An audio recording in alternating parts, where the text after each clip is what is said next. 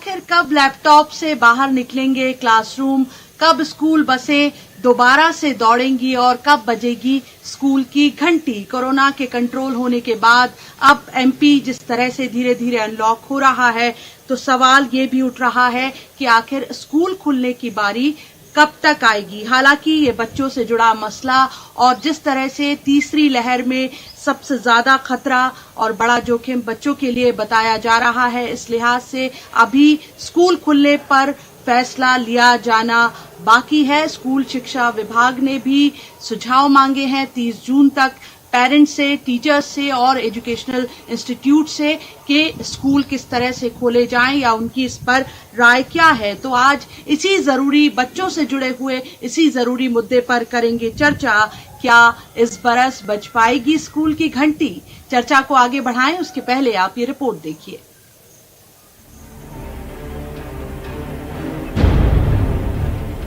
प्रदेश के स्कूलों में दाखिले की प्रक्रिया शुरू हो चुकी है, लेकिन स्कूल पूरे जून महीने में बंद ही रहेंगे।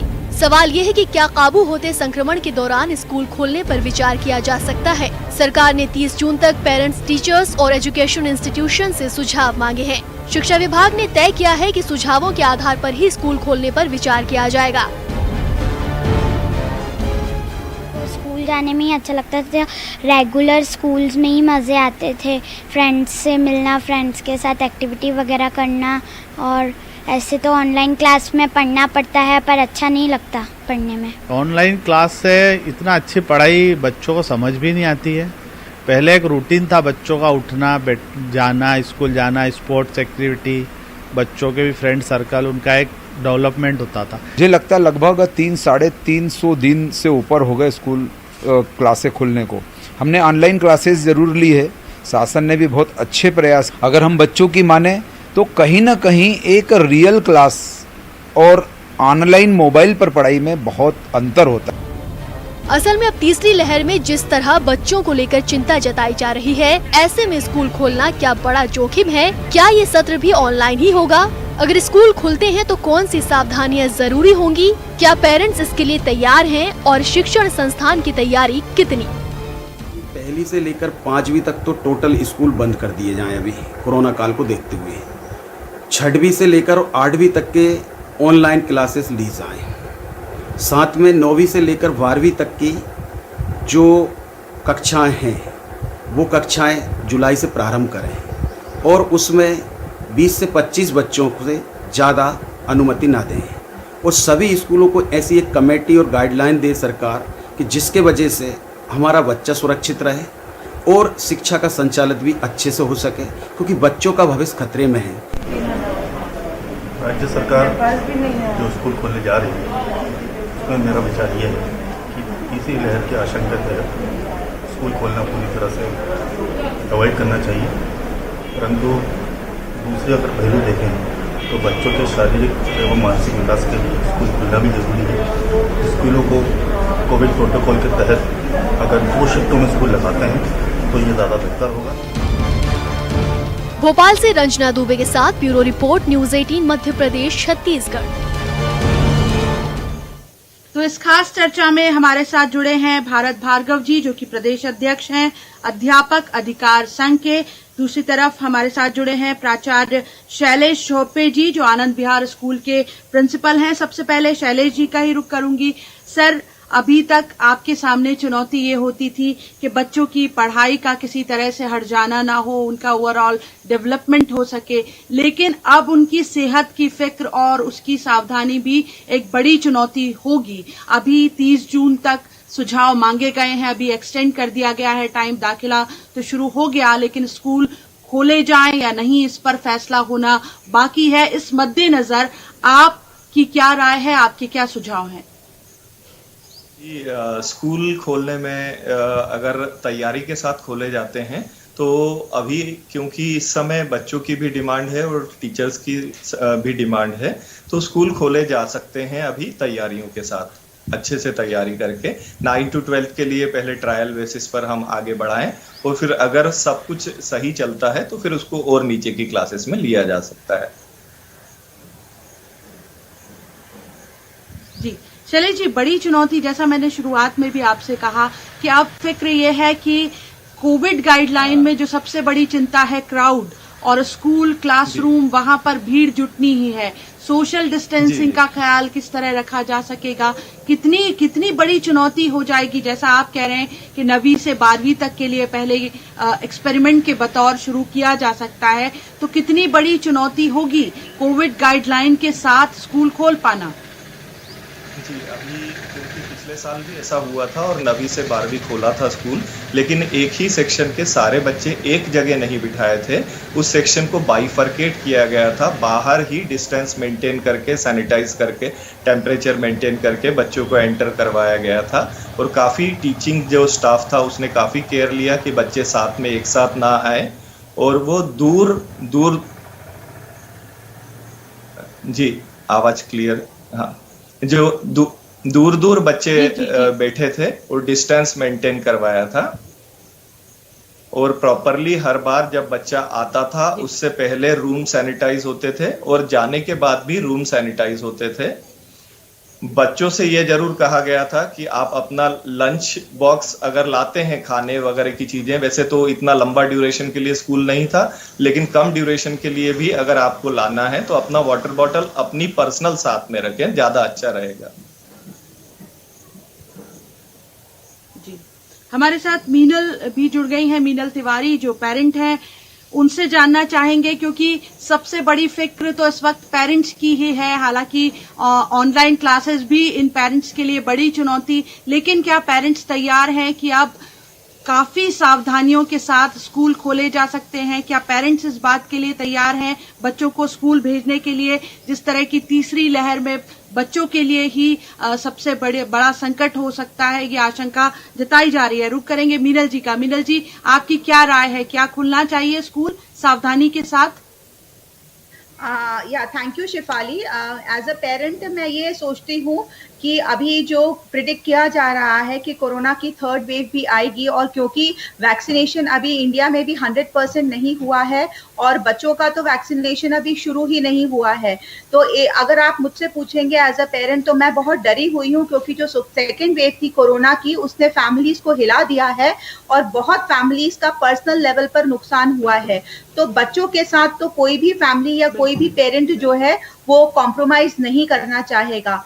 तो मुझे नहीं लगता, आई थिंक मैं बहुत सेटिस्फाइड हूँ जिस तरह से स्कूल्स ने पिछले 1-1.5 साल से जो है वो ऑनलाइन क्लासेस करी हैं और टीचर्स ने मेहनत करी है, और हर जगह जो है, और वैसे भी अब मुझे नहीं लगता कि जब तक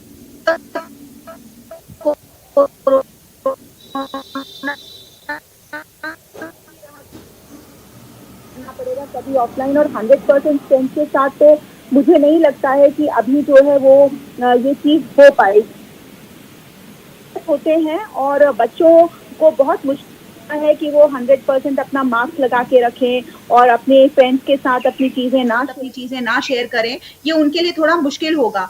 तो मेरा तो यही सजेशन है कि जब तक बच्चों को वैक्सीन नहीं लगती है तब तक मैं यही सपोर्ट करूंगी कि ऑनलाइन क्लासेस ही चलती रहे, क्योंकि हम बच्चों के साथ खतरा नहीं ले सकते। ये मेरे पर्सनल व्यूज हैं। बिल्कुल बिल्कुल बिल्कुल मीनल जी। हमारे साथ भारत भार्गव जी भी जुड़े हुए हैं, जो कि प्रदेश अध्यक्ष हैं अध्यापक अधिकार संघ के। भारत जी, यूं भी आपके लिए बड़ा इम्तिहान था जब से कोरोना ने दस्तक दी। एक नई तकनीक से टीचर्स जूझ रहे थे, ऑनलाइन टीचिंग शुरू की गई, क्लासरूम जो हैं वो लैपटॉप में, मोबाइल में सिमट गए। लेकिन अब जिस तरह की चर्चा हो रही है, एक तरफ ये जैसा मीनल कह रही हैं कि बहुत बड़ा जोखिम है इस वक्त जब बच्चे वैक्सीनेट नहीं हैं, ऐसे में स्कूल खोलना बहुत रिस्क हो सकता है, क्योंकि बच्चे कोविड गाइडलाइन में या उस तरह के डिसिप्लिन में रखना उनको बेहद मुश्किल रहेगा। एक टीचर बतौर आप बेहतर बता सकते हैं कि ऑनलाइन और जो एक्चुअल क्लासेस होती हैं उसका फर्क तो खैर होता ही है, लेकिन क्या ऐसा संभव है, क्या बच्चों को उस अनुशासन के साथ क्लासरूम में रख पाना संभव हो पाएगा?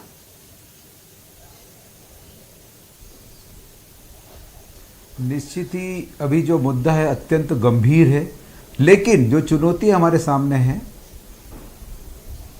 हेलो, आवाज आ रही मेरी? जी जी जी जी जी भारत जी बोलिए, आप सुन पा रहे हैं? आपको आवाज आ रही? जी जी। हाँ बिल्कुल भारत जी, बोलिए, आप सुन पा रहे हैं आप। मुद्दे के साथ हमको यह भी समझना पड़ेगा कि काफी समय हो गया बच्चों को स्कूल से दूर हुए। हमारा तो निवेदन यही है कि जो बच्चों की स्ट्रेंथ है क्लास वाइज उसको 50% कर दिया जाए और एक एक दिन बदल के उनको बुलाया जाए कि एक दिन 50% बच्चे आ जाएं, एक अगले दिन दूसरे 50% बच्चे आ जाएं। इस प्रकार से क्लासों का अब चालू होना मेरे ख्याल से बहुत उचित होगा और ख़ासतौर से प्राइमरी स्कूल अभी बंद रखना ही उचित रहेगा। प्राइमरी स्कूल के बच्चों को स्कूल में बुलाना थोड़ा सा अभी बहुत त्रुटिपूर्ण रहेगा। इसीलिए स्कूल जो 9th है, 9th से लेकर 12th तक के स्कूल तो खोल देना चाहिए, सावधानी के साथ आधे 50% बच्चों के साथ खोलना चाहिए।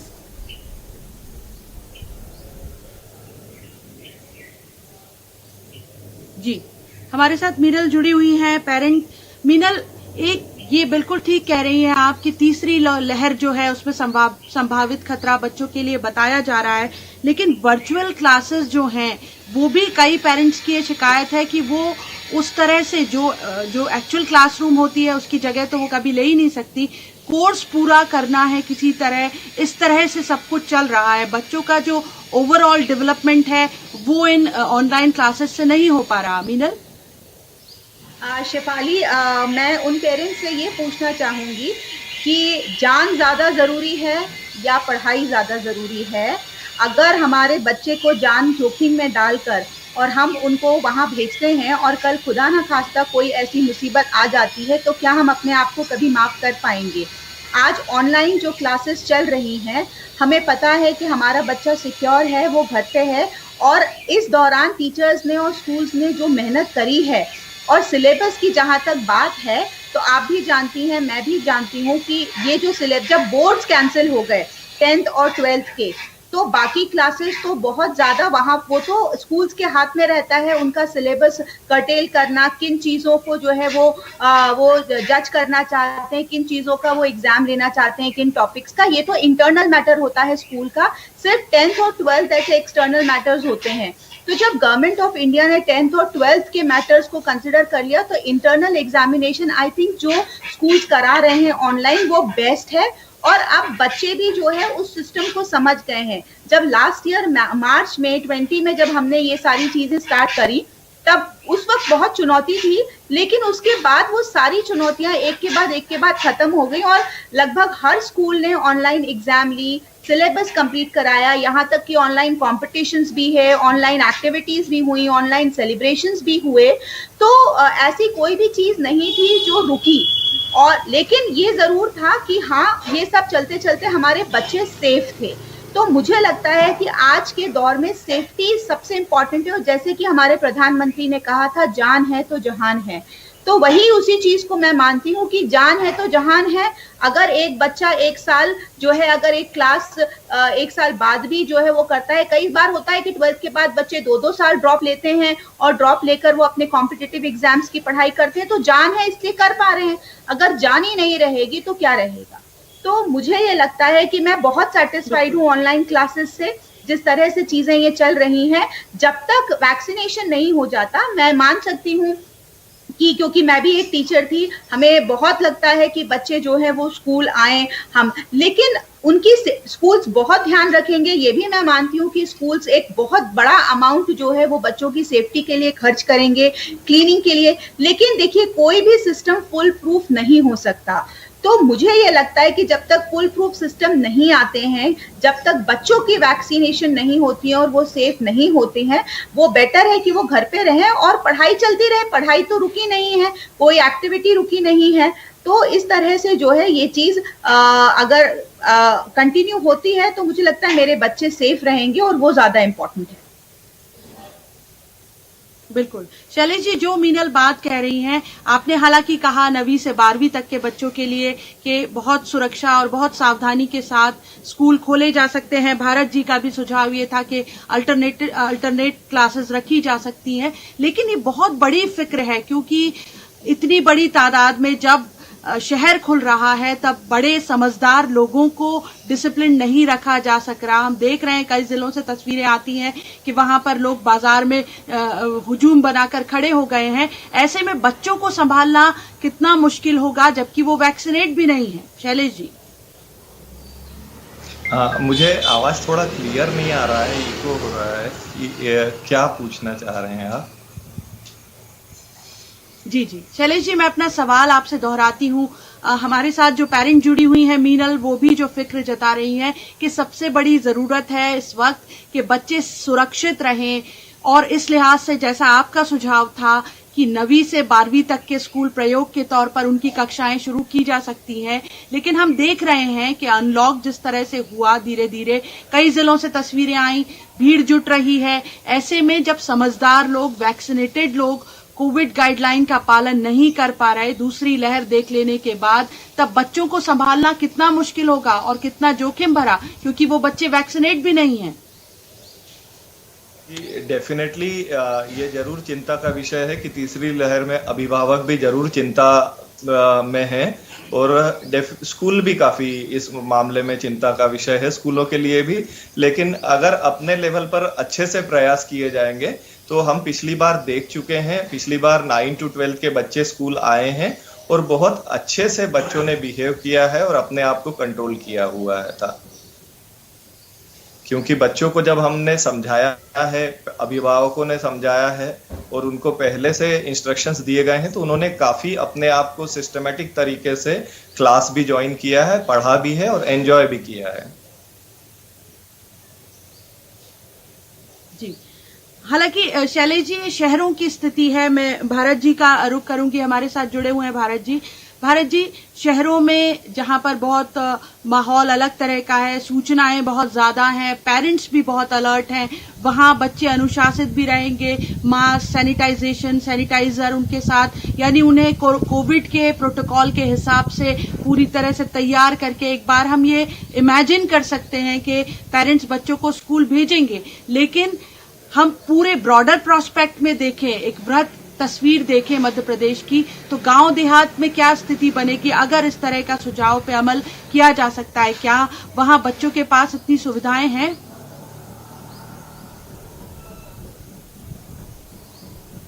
मीनल जी की बात का मैं पूरा समर्थन करता हूं, लेकिन आदरणीय मीनल जी से निवेदन करूंगा कि ये जो मामला है निजी स्कूलों का, निजी स्कूल में ज़्यादातर जो संपन्न वर्ग के बच्चे होते हैं वही पढ़ते हैं। मैं चूंकि ग्रामीण क्षेत्र के, इंटीरियर पहाड़ी क्षेत्रों के उन स्कूलों की बात कर रहा हूँ, सरकारी स्कूलों की, जहाँ गरीब मजदूर और किसानों के बच्चे पढ़ते हैं। ऐसी स्थिति में वहाँ पर पूर्व से ही जो पहली लहर थी कोरोना की, तब भी ओटला क्लासें और मोहल्ला क्लासों का नाम सुना होगा आपने, अखबारों में, टीवी चैनल्स पर भी देखा होगा कि गली में, ओटले पे, कहीं पे भी जहाँ छाँव होती है वो बच्चों को पढ़ाया जाता था। मैं इसका पूर्णतः विरोध इसलिए करना चाहता हूँ, मैं चूँकि शासकीय स्कूलों की बात कर रहा हूँ। शासकीय स्कूलों में मैं समझता हूँ कि वो क्लासें अब चालू करना चाहिए बड़े बच्चों की। छोटे बच्चों, वैक्सीनेशन तो हुआ नहीं, ये बात सत्य है, लेकिन 9th से 12th तक की क्लासें ग्रामीण क्षेत्रों में इसलिए चालू करना चाहिए। मेरा सवाल भी सुविधा के आपसे साथ, वही था, सतर्कता के साथ, सावधानी जान के तो साथ, उन बच्चों की भी कीमती है, वो भले सरकारी स्कूल में पढ़ते हैं, साधन संपन्न नहीं है। फर्क वही है कि ये जो मीनल जिन बच्चों की बात कर रही हैं, वो फिर भी साधन संपन्न है, उनके पास ऑनलाइन क्लासेस के लिए भी सुविधाएं थी, और अब अगर वो स्कूल जाते हैं तो वो सैनिटाइजर और मास्क और N95 लेकर जाएंगे। लेकिन इन ग्रामीण बच्चों के पास तो वो सुरक्षा के बंदोबस्त भी नहीं है। जी भारत जी। नहीं, जान है तो जहान है, बिल्कुल सत्य है जो मिनल जी ने कहा, जो हमारे देश के प्रधानमंत्री जी ने कहा, जान है तो जहान है, और जान नहीं होगी तो हमें जितनी भी सुविधाएं ये है उसका कोई शून्य अर्थ रहेगा। लेकिन मैं बता रहा हूं आपको, पहली लहर से एक बात और संदेश आ रहा है कि तीसरी लहर जो आ रही है वो बच्चों पर अटैक करेगी। ये थोड़ा सा जरूर गंभीर सब्जेक्ट है, इस पर हमको सोचना है, इस पर सावधानी बरतना है, बच्चों को बहुत सतर्क रखना है हमको, और उनको सारी सुविधाएं देना है। लेकिन जैसा कि मैंने बोला कि घर के अंदर भी, मोहल्ले के अंदर भी बच्चे आज भी, पहले भी, पहली लहर हो चाहे दूसरी लहर हो, बच्चे साथ में रहे। हमने ओटला क्लासे, मोहल्ला क्लासे लिए, लेकिन मध्य प्रदेश से ऐसी कोई सूचना आज दिन तक तो नहीं आई है। मेरा थोड़ा सा डिफरेंट वो बात है कि मृत्यु दर अगर देखें कोरोना महामारी से, तो आप बताएं थोड़ा सा कि महामारी में, इस महामारी में बच्चों के ऊपर अटैक कम हुआ है, तो कहीं ना कहीं जो बच्चों का इम्यूनिटी पावर है वो भी अच्छा रहा, शुभ रहा।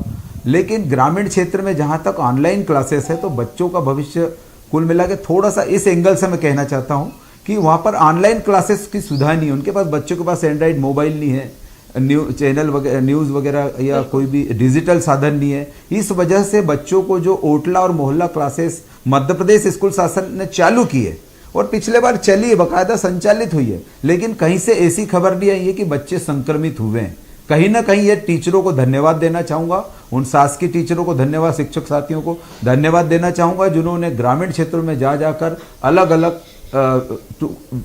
छोटे छोटे समूहों में दूर दूर बिठाकर जो पढ़ाई संचालित की, जो अध्यापन कार्य किया, उसके लिए मैं उनको भी कोटि कोटि धन्यवाद देना चाहूँगा। और साथ ही ये भी निवेदन करूँगा कि प्राइमरी स्कूल जो बिल्कुल बच्चे छोटे होते हैं उनको अभी वो स्कूलें ना खोली जाए, लेकिन 9th 10th 12th बिल्कुल दूरी के हिसाब से, जैसा कि मैंने पहले बार भी बोला कि जो बच्चे अगर एक इस क्लास के अंदर 40 बच्चे हैं, मैं बता दूं आपको ग्रामीण क्षेत्रों के शासकीय स्कूलों में थोड़े बच्चों की संख्या कम रहती है, तो 20 बच्चे हैं तो हम समझ लो 10 बच्चों को दूरी पर बिठाएंगे, एक निश्चित दूरी और सावधानी सतर्कता से बिठाएंगे तो निश्चित रूप से हम उनको ऑनलाइन और इसलिए मैं ज़्यादा जोर इसलिए दे रहा हूँ कि हमारे गरीब बच्चों के पास ऑनलाइन पढ़ाई के साधन नहीं है, इसलिए हम शिक्षकों की जवाबदारी बनती कि उस जवाबदारी को पूर्ण करें। और कम से कम मध्य प्रदेश शासन स्कूल शिक्षा विभाग से निवेदन करूँगा कि ग्रामीण क्षेत्रों में 9th से स्कूलें स्टार्ट की जानी चाहिए। जी, हालांकि भारत जी, आपको नहीं लगता कि बड़ी जैसा तीसरी लहर में आशंका जताई जा रही है, 2 लहरें, ये बहुत अच्छी बात है कि बच्चों में संक्रमण उस तादाद में नहीं हुआ, लेकिन तीसरी लहर में खतरा सबसे ज्यादा बच्चों के लिए ही, ऐसे में जो खास तौर पर ग्रामीण क्षेत्रों में बच्चों को पढ़ा रहे हैं शिक्षक, उनकी चुनौती दुगनी हो जाने वाली है, उनके इम्तिहान बढ़ जाने वाले हैं, क्योंकि अब आपको पढ़ाई के साथ साथ उनकी सुरक्षा का, उनकी सेहत का भी बहुत ख्याल और बहुत एहतियात रखनी होगी। भारत जी, इसीलिए मेरा निवेदन है कि मैं 9वीं से 12वीं की बात कर रहा हूँ। 9वीं कक्षा से 12वीं कक्षा के स्कूलें कम से कम, और संख्या कम करने की बात कर रहा हूँ मैं। जैसे 40 बच्चे हैं तो हम एक दिन 20 बच्चों को बुला लें, फिर अगले दिन 20 को, ये न करते हुए एक दिन 10 बच्चों को बुला लें, अगले दिन 10 बच्चों को, भले उसको और 4 टुकड़ों में विभाजित कर सकते हैं हम संख्या को, और उस आधार से जो दूरी और सुरक्षा के आधार पर हम कर सकते हैं। क्योंकि सिर्फ इसलिए मैं जोर दे रहा हूँ कि बच्चों के पास, जैसा कि मिनल जी ने बोला कि ऑनलाइन पढ़ाई बढ़िया अच्छे से हो रही है, मैं भी समर्थन करता हूं इस बात का कि घर में ऑनलाइन पढ़ाई हो रही है, लेकिन हमारे सरकारी स्कूल के बच्चों के पास ऑनलाइन के साधन नहीं है। मैं या तो मध्य प्रदेश शासन स्कूल शिक्षा विभाग से मांग करूँगा कि मध्य प्रदेश के सारे बच्चों को ऑनलाइन जो उपकरण है, मोबाइल है, ये उपलब्ध कराए जाएँ और बच्चों की पढ़ाई इस तरीके से, या तो अगर तीसरी लहर में बहुत ज़्यादा खतरा महसूस हो रहा है तो उन गरीब बच्चों की भी पढ़ाई ऑनलाइन सही तरीके से हो पाए, इसकी व्यवस्था मध्य प्रदेश शासन को करना चाहिए। बिल्कुल, बहुत शुक्रिया भारत जी आपका इस चर्चा में, इस जरूरी चर्चा में जुड़ने के लिए। शैलेश जी आपका भी शुक्रिया और मीनल तिवारी जी आपका भी बहुत बहुत शुक्रिया। तो हालांकि कोरोना का संकट जो है अब कुछ संभला हुआ दिखाई दे रहा है, लेकिन अब खतरा है तीसरी लहर का, जो बच्चों के लिए सबसे ज्यादा संकट वाली बताई जा रही है। ऐसे में अब सवाल है कि उस संकट का सामना करते हुए क्या स्कूल खोले जाएं या नहीं। हमने जो चर्चा की उसमें दोनों तरह की बातें निकल कर आई। ग्रामीण क्षेत्रों में जरूरत है क्योंकि वहां संसाधन नहीं कि स्कूल एहतियात के साथ खुलने चाहिए। उधर शहरी इलाकों में जो सीबीएसई स्कूल है वहां पर पेरेंट्स इस बात के लिए तैयार नहीं है और एक राय है सबकी कि जान सबसे ज्यादा जरूरी है। आज की इस पेशकश में इतना ही। आप देखते रहिए न्यूज़ 18 मध्य प्रदेश छत्तीसगढ़।